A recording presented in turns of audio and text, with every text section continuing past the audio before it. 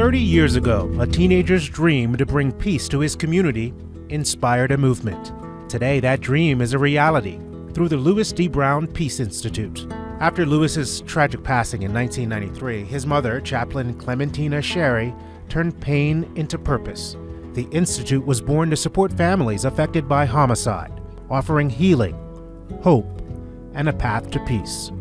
Setting the tone and going back to that night, that cold December 20th, 1993.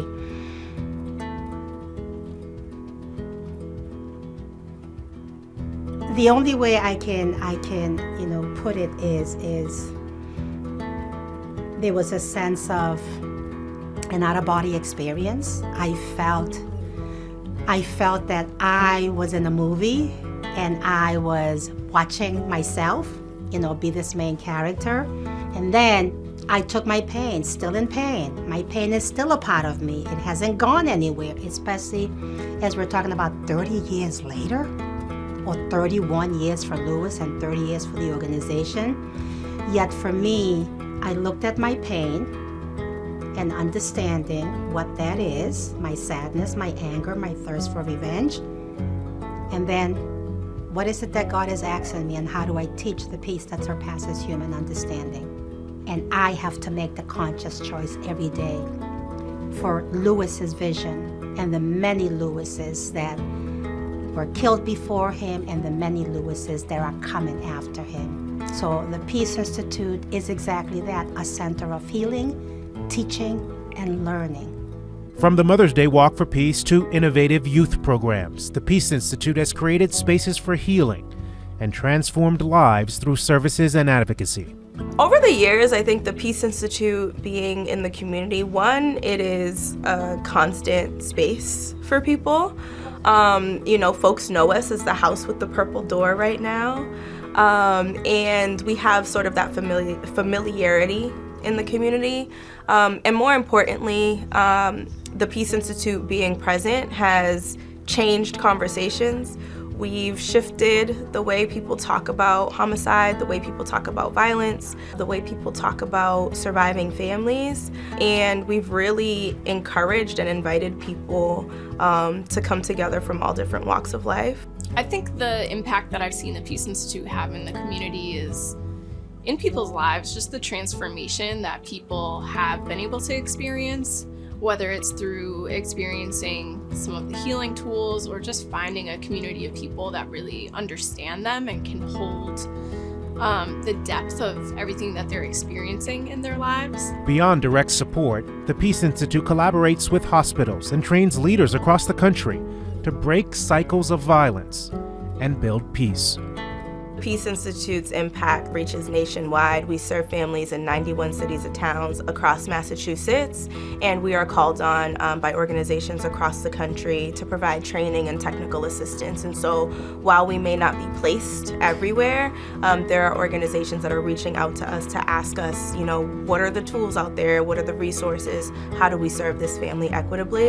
And so we will provide training, technical assistance, and offer them some support through our Survivors Burial and Resource Guide. The Peace Institute has programs, our Survivor Outreach Services program, where we're responding to people usually within the first 24 to 72 hours after a homicide has happened. And it's really about the practical support for people. We can't bring back the person that they lost, but we can support them with what they need right now so that they can move towards healing because their immediate needs are met. As we look to the future, the Peace Institute is committed to growing its reach, expanding services, and empowering a new generation of peace builders. Together, we're building a legacy of peace that will last for generations. The future. Man, I'm a visionary, okay? I really am a visionary. I realize that is my gift, the future.